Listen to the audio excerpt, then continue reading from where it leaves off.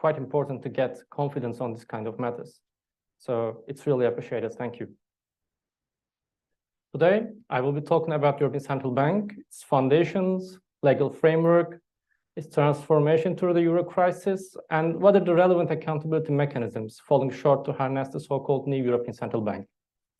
I planned my presentation to take around 30 minutes. First, I will give you some background information on the power of the issuing money for the ones totally new to the topic. I saw some four-year-old in the audience, and it's still relevant for the expert ones though, because we need to know what kind of power we are trying to harness here. And there will be a slight touch of literature too. After explaining the stages taking us to relatively new central bank independence concept, I moved to the initial design of the most independent central bank in the world, the European Central Bank. I will be touching upon the powers, relative accountability mechanisms launched in the early 1990s, and how they developed after the Euro crisis. In the last part, I will be examining the Euro crisis transformation of the bank and how the accountability mechanisms fell short to balance them. Political accountability and political, arguably aggressiveness of the European Central Bank will be one of the subtitles. Sidelined parliaments will be the next, and in the end, the last line of defense, the legal accountability of the European Central Bank, will be examined. Since it's my PhD topic, I will try to demonstrate two case analyses regarding the tension of the European Central Bank in the EU institutional balance. So here's the summary. I know it takes a little bit long, but let's begin. So what is a central bank anyway? Central bank is a relatively new concept. It used to be a private banker of the ruler in the 16th century maybe. But now we have modern type of central banks, quite independent, aimed at price stability, and has monopoly of issuing money. For example, there were multiple central banks in the UK in the 19th century. Among them, Bank of England, Bank of British North America, Bank of Bengal, Bank of Bombay, Bank of Madras. And after the invention of the banknote, it became a monopoly to issue banknotes bearing the signature of the ruler, and that right granted by the ruler to a specific bank. As I said, central banks are improving. They were first aimed at price stability and using conventional instruments like setting interest rates or issuing money. So they were controlling simply the monetary supply of the relevant country. But now we have central banks aimed at financial stability, assisting economic policies, and also banking supervision tasks are conducted by them as well. Normally, they act as lender of last resort to commercial banks, which basically means last buyer of the debt. So if you have someone as a lender of last resort, you are in a safe place. But in terms of sovereigns, it's quite controversial to use them as lender of last resort. I will ask you to keep that in mind. The most important and common tasks, obviously, issuing banknotes and governing the monetary supplies. This is one of my favorite books, Post by Goethe. And there's a specific part on the issuing banknotes. And this two-part drama written in 1832, which is infancy level of the modern economics, and relatively new for a state to think things like that. Goethe prolifically seen the issuance of money.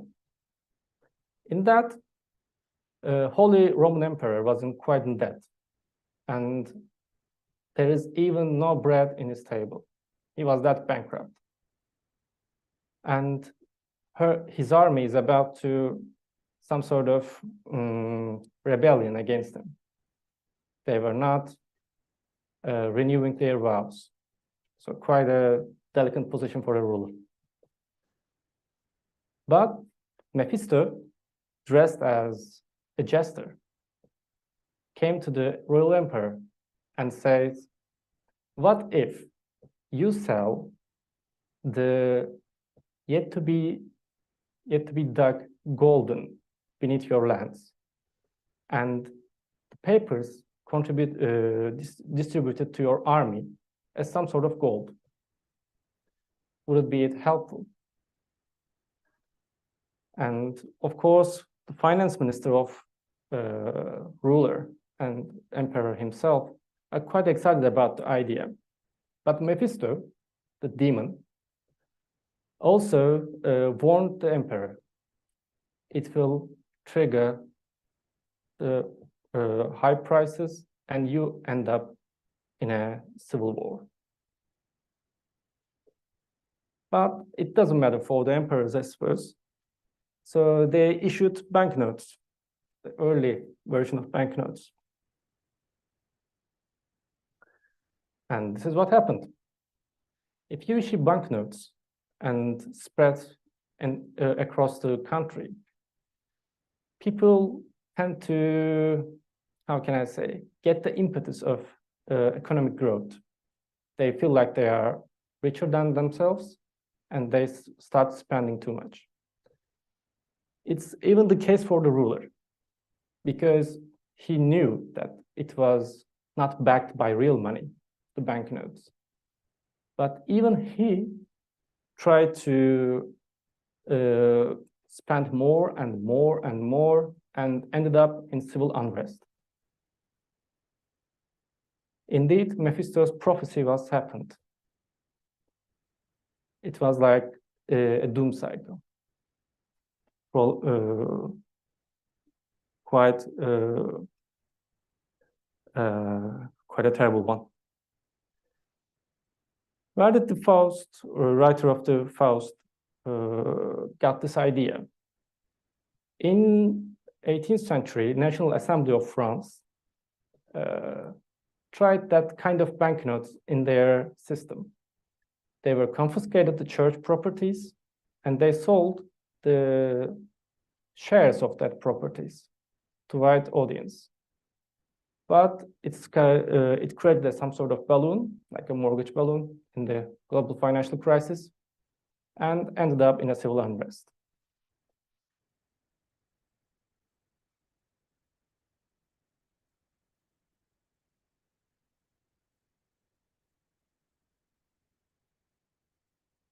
Actually, Faust reference is quite a remarkable one. For example, previous Bundesbank governor, Jens Wiedmann, also criticized European Central Bank's quantitative easing programs on the basis and referencing to Faust.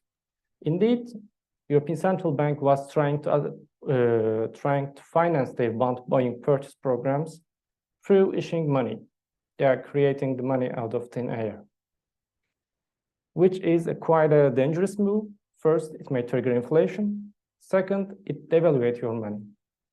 If there is not enough production in terms of goods and services in the economy, increase in money supply decreases the value of the money.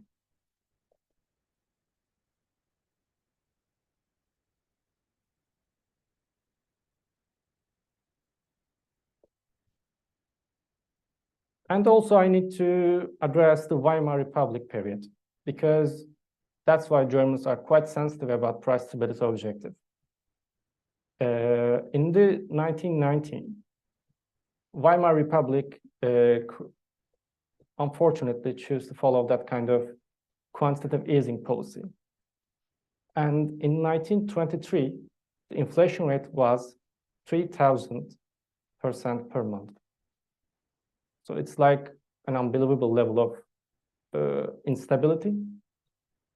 And arguably it paved the way to rise of the Nazi Party. And we all know how it ended up.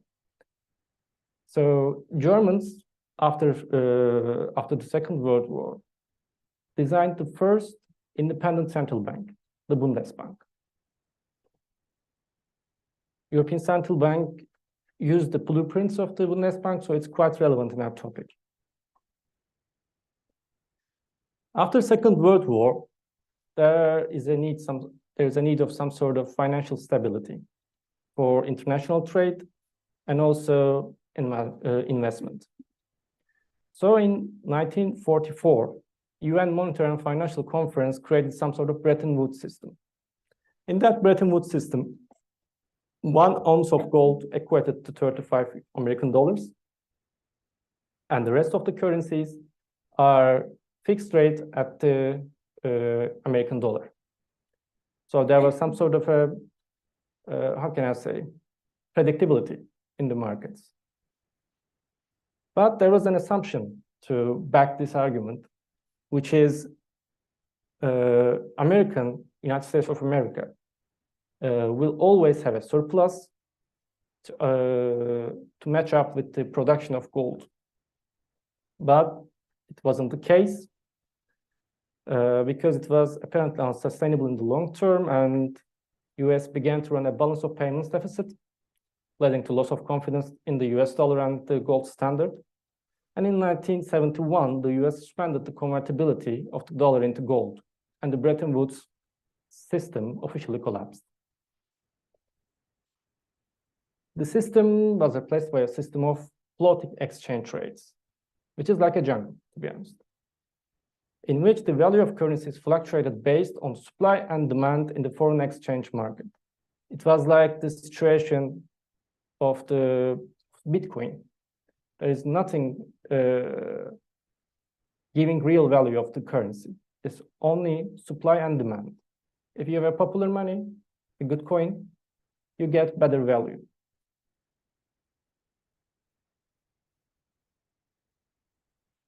This is called fiat money. Fiat money means, technically speaking, currency that a government declares to be a legal tender, even though it has no intrinsic value. So throughout the history, fiat money has been the exception rather than the rule. Most currencies have some sort of physical commodity back, like gold, seashell, or silver. But fiat money ultimately based upon enough people having faith in a given currency and will be accepted as purpose of economic transactions, which lets us the question of Bitcoin again. No one uses Bitcoin to trade, but they are using it as an investment. On the basis of faith and confidence, the value of money is determined by the supply and demand in the economy, as I said, and the issuing authority maintains its stability. So the issuing authority, the central banks, are quite important to hold up their credibility and provide some sort of stability in their policies. If such faith shaken, like tribulations in the euro after the euro crisis, people begin losing their faith in fiat currency, and value of it decreases exponentially. Expression of as good as gold underscores the confidence of people have always attached to commodity-backed currencies, especially in the difficult economic times.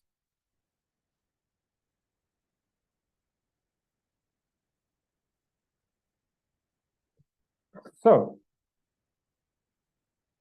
there is no direct link between the fall of Bretton Woods system and rise of central bank independence, but I can say that they are a little bit related, because after the fall of Bretton Woods system, there is no benchmark to play on. So the required credibility is harvested from relatively new concept.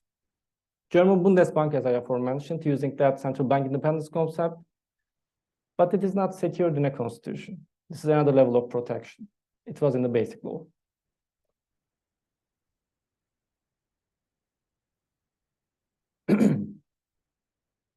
After the 1980s, there is a high rise of independent central banks. And what is central bank independence? In the most basic sense, it is the degree to which a central bank is able to make decisions without being subject to the political pressures of the government or other external actors.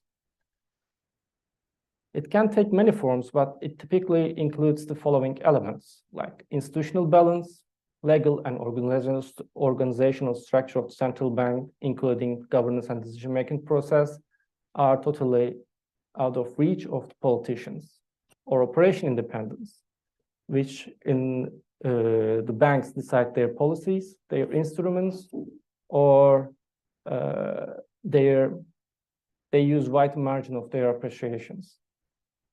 And one of the most important one, goal independence. Some central banks are allowed to choose their aim.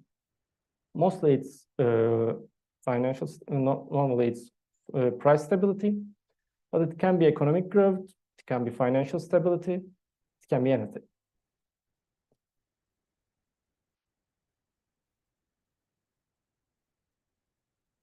As during the years many times, I said too much political interference. In the heart of concept, there are several assumptions. First, politicians don't understand much about the economics. They only aim at getting re-elected. So just before elections, they create some sort of superficial economic growth by increasing their economic growth-related policies, and it may endanger medium and long-term objectives of price stability.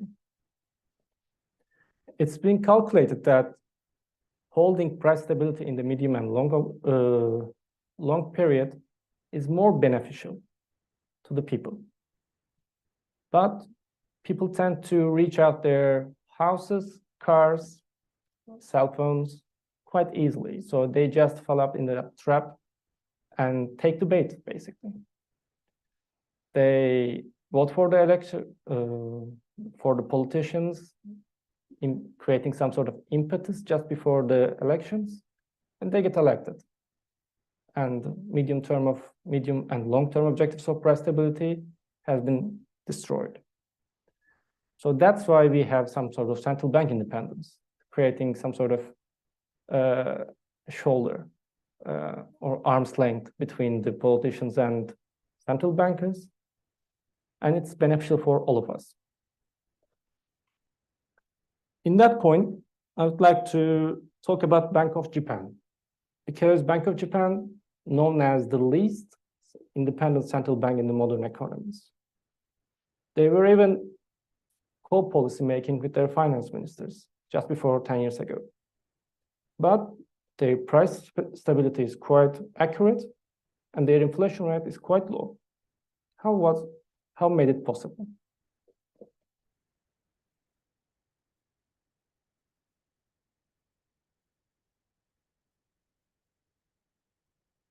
This is because most of the times the government are backing the Bank of Japan's long-term interest through fiscal policies. And they were acting radical in their monetary policy instruments. And also there's a strong culture of central banking enhancing its credibility. And also Japan's economic characteristics are quite good. So it's like an exception to the central bank independence. But it's good to know because as a lawyer, before I getting into this kind of economic stuff, I was thinking that economics was the real science, 2 + 2 = 4. But when I got into the topic, I realized that it's not the case. There are various theories, various assumptions, and naturally various point of views.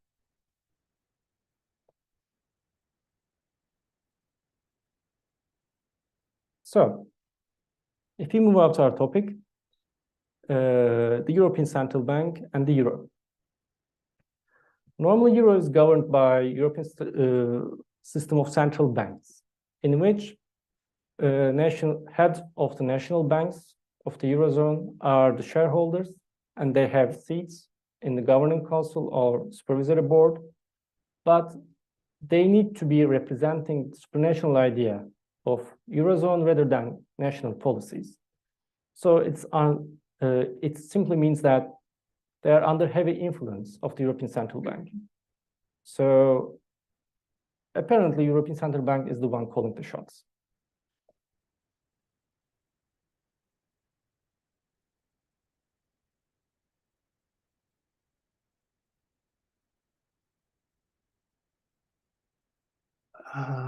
European Central Bank is also the most independent central bank in the world. They are protected at the treaty level. Treaty level means almost impossible to change. It's beyond constitutions. It requires the consensus of all member states, 28, 29, 27, sorry. And it's almost impossible to get that consensus. So they are quite protected. For example, comparing to Fed. In the Fed case, they have some sort of democratic accountability to their parliament.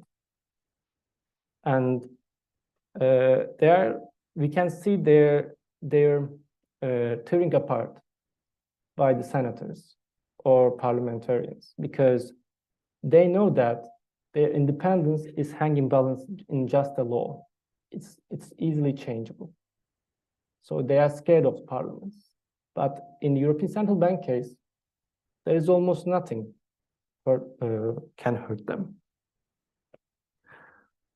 And plus, normally as an administrative institution, central banks not under influence of finance or economic ministers, but they talk to each other, at least. In the EU example, we don't have any European finance minister or EU economic minister. So it's making the high ground quite alone for the European Central Bank.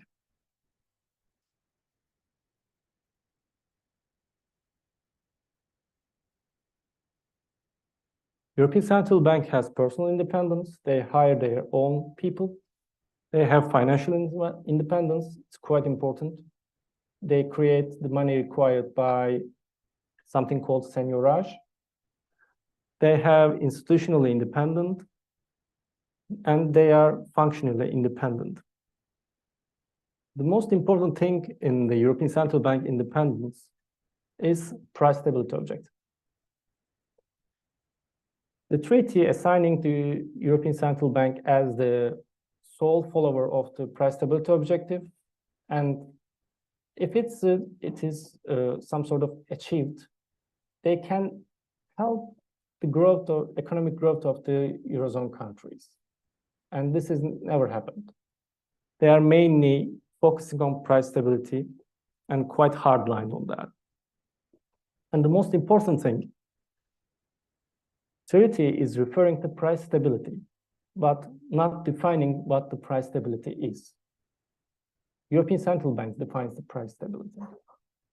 This is quite important. And I will tell you more about that in the end of the presentation.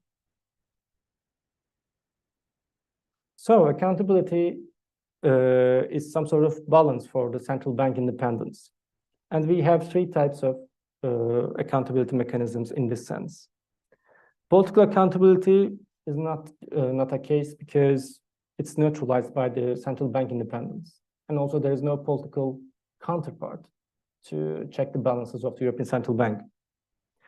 We have democratic accountability to European Parliament and legal accountability to Court of Justice of the European Union. The last two ones are the key to find checks and balances system between European Central Bank in its most independent form.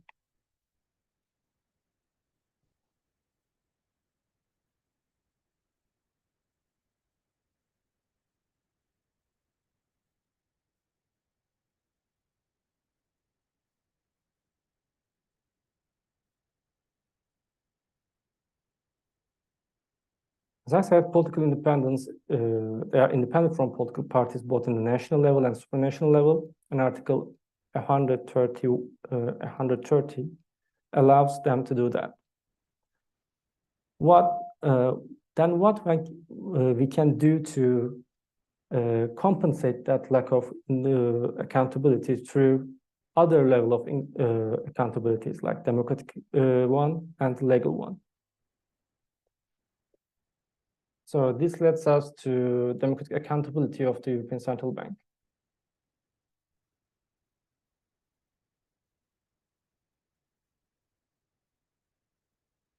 Democratic accountability of the European Central Bank refers to mechanisms and processes through which the European Central Bank is held accountable through democratic institutions and representatives of the EU. You might ask that, what if European Central Bank is governing monetary policy of the Eurozone? Why don't we have some sort of Eurozone parliament to hold it to account? Because in the European Parliament, we have all EU countries, representatives from the EU countries. But in the literature, it's been said that it would be quite cumbersome, which is quite entangled already in the EU terms. And also, it's quite financially unfeasible to create another institution to just hold European Central Bank to hold accountable. One key mechanism for democratic accountability is called monetary dialogue. It's been there since 1990s. It was like primary balancing structure for the central bank independence of the European Central Bank.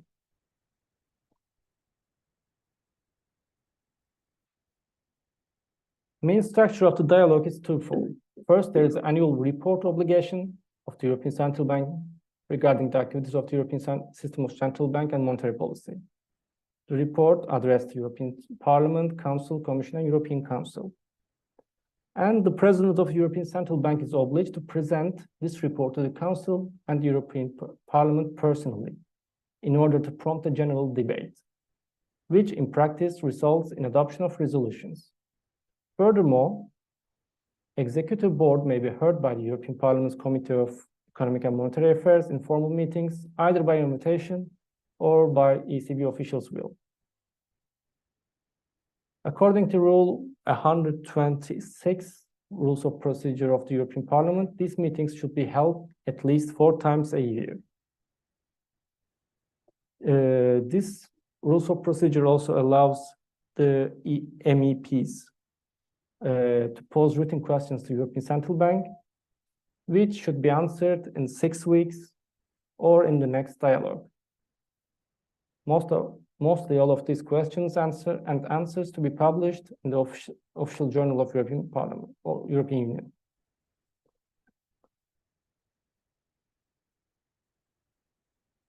But effectiveness of this kind of dialogue is still a question, because normally accountability requires 3 levels of accountability. First, an information presented to account holder by account giver. Second, there is an exchange of ideas or some sort of policy making. And third, there will be a sanctioning, whether they are doing their job well or not. But in the European Parliament's monetary dialogue, it's not the case. It's just a talking shop most of the times. They are giving some sort of credits for what they've done, but that's all. Which leads us to legal accountability of the European Central Bank. Normally, European Central Bank is bound by treaty alone. They feel that way. They are not corresponding to any national parliament and a national constitutional court, and even not European Parliament. They are mostly governed by the treaties, and the guardian of the treaties is the court. So, even though it's the last line of defense in terms of accountability, it's still exposed and case-based. So, what happened during the Euro crisis? Following the global financial crisis, there was a sovereign debt crisis in the Eurozone. It hit hard Greece, for example, and threat was imminent. The Eurozone is about to fall down, and Euro was about to be collapsed. And they were discussing the Grexit or using Trumpa in some sort of a cooling off period in Greece.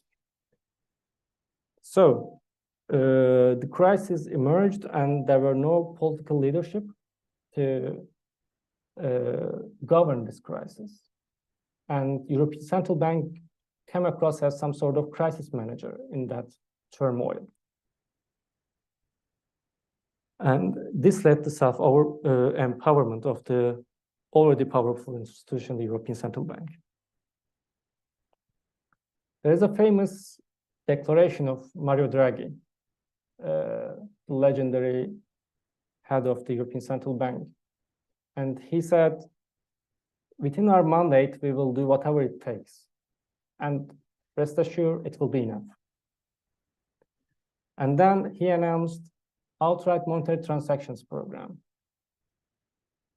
In that program, there were now conditionality, and the program was aimed at sovereign debts.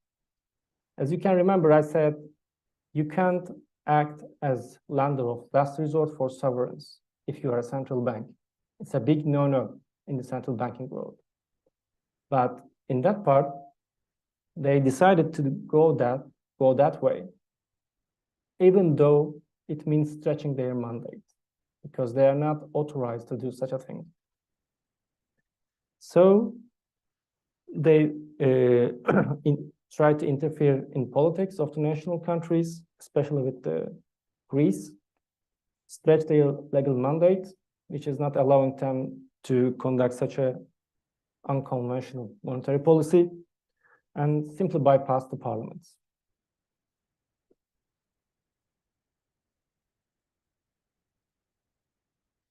In terms of political interference of the European Central Bank, we can examine two cases. In the first one, the one previous from the Mario Draghi, Jean-Claude Trichet, was the head of the European Central Bank.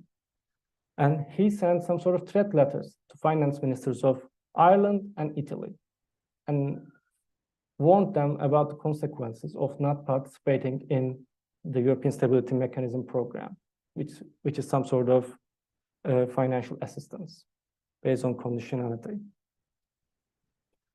Second case was the Series-Hüseyin movement case.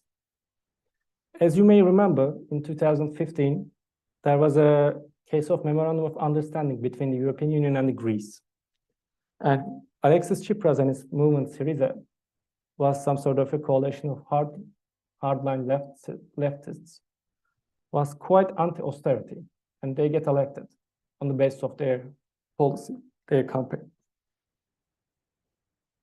But European Central Bank was also using emergency liquidity assistance program, which is their natural duty. They were simply channeling money to financial system of Greece. But when the Syriza movement said no austerity, not anymore, they cut the emergency liquidity assistance and almost bankrupted the whole banking system of Greece. It was a great ultimatum. And in the end, famous finance minister of Syriza, Varoufakis, is kicked out, and memorandum of understanding is re-signed again.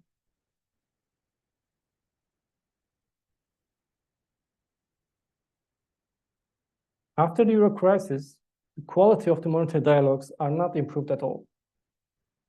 Instead, European Central Bank used the whole parliament as some sort of public relations campaign. They tried to be more exposed to public in some sense to get credibility. And they also tried to over-publish their some sort of magical calculations. No one understands, no one really entangles it, but it's there. So it's like a communication channel for the European Central Bank. And in terms of legal accountability, we have famous Go Value case. The whatever it takes program, outright monetary transactions program, was at the spot of this case. German Constitutional Court, which is famously known as the rebel in the EU world, did first preliminary ruling against, in this case. And Court of Justice of European Union said that it's totally legal to do such a unconventional monetary policy, and it is within the price stability mandate. Here's the trick. As I said, price stability objective is just mentioned in the treaties, and what the price stability is decided by the European Central Bank.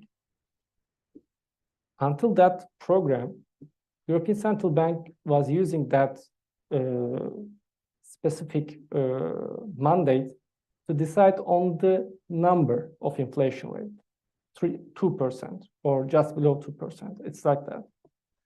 But in this program, they tried to add more layers in it. And they said, this is related to conducting price stability objective. So they are just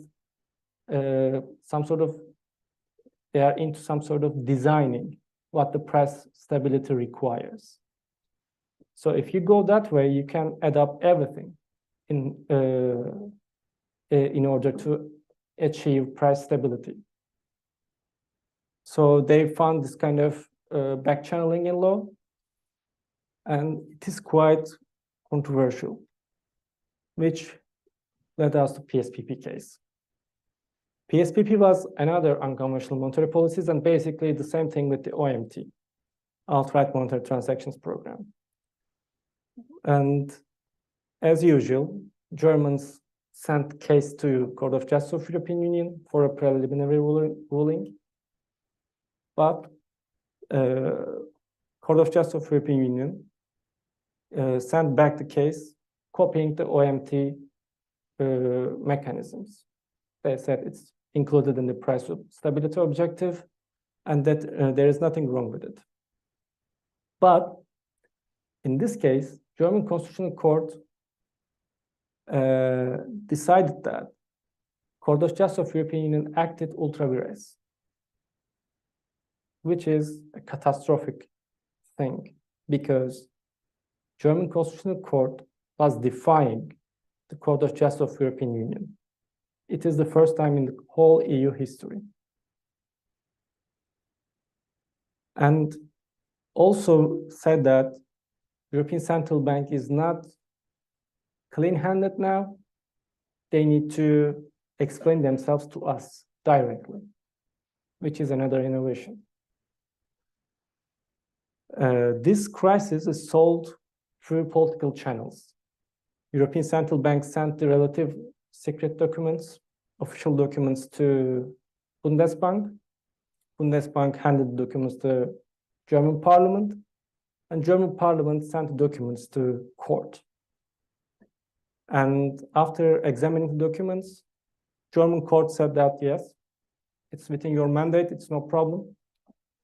But Court of Justice of European Union is still acting ultra vires out of its boundaries. So we have a European Central Bank doing conventional and unconventional monetary policies now, doing banking supervision, and also have a seat in the European Stability Mechanism, which is called Troika in the literature, consisting of IMF, European Commission, and European Central Bank. So it was a powerful institution. Now we have a more powerful institution. What if with great power comes with great responsibility? In that mythical stance, I would suggest enhanced accountable independence, because the accountability mechanisms designed in 1990s are not commensurate enough after Euro crisis, post-Euro crisis European Central Bank. So in short, European Central Bank was a powerful institution and becoming more and more powerful. And broad independence covers the bank from any criticism. Democratic accountability is rather thin, and legal accountability is the last line of defense. That's all I want to talk about today. So thanks so much for listening.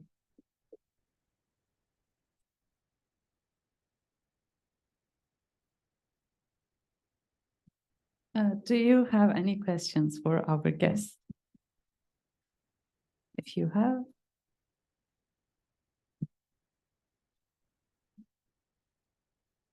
Okay. No questions. Then thank you very much for the. Yeah.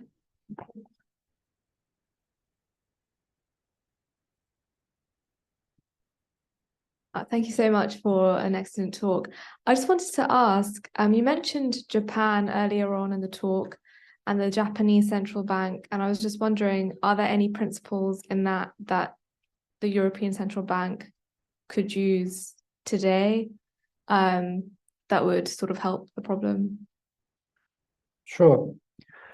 I think the first problem is Bank of Japan is a national central bank and European Central Bank is quasi-federal central bank.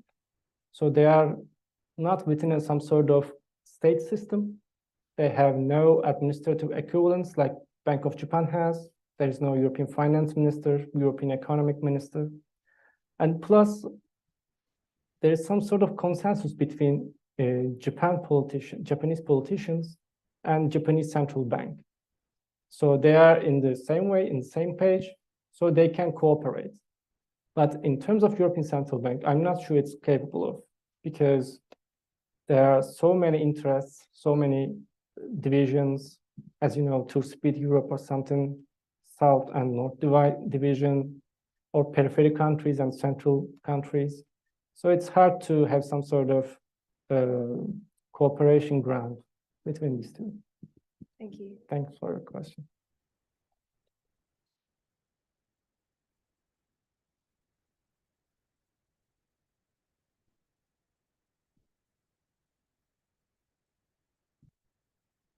Well, I'm sure you're not shy to ask any further questions, but I welcome you to help yourselves with the Turkish refreshments and have a maybe warmer and environment as you help yourselves with the Turkish tea and other things. Thank you very much for the interesting talk.